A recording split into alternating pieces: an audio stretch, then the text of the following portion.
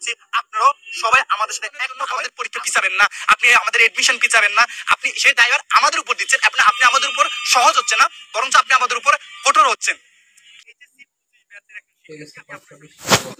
আপনার কথাগুলো যৌক্তিক মনে হয় তাহলে আপনি কথাগুলো আমলে নেবেন, না হলে আপনি কথাগুলো ইগনোর করবেন বা আমাদেরকে আপনার মতামতটা দিবেন, আমরা সেটা গ্রহণ করি, সেখানে অংশগ্রহণ করবো। এর জন্য আমি যথেষ্ট প্রিপেয়ার, আমি পড়াশোনা করেছি, আমি পরীক্ষা দেবো।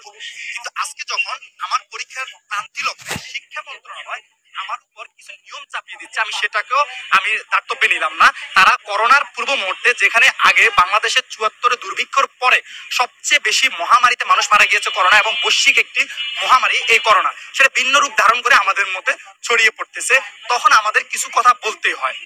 ফার্স্ট অফ অল হচ্ছে আমাদের শিক্ষা মন্ত্রণালয়ে আমরা কথা বলি।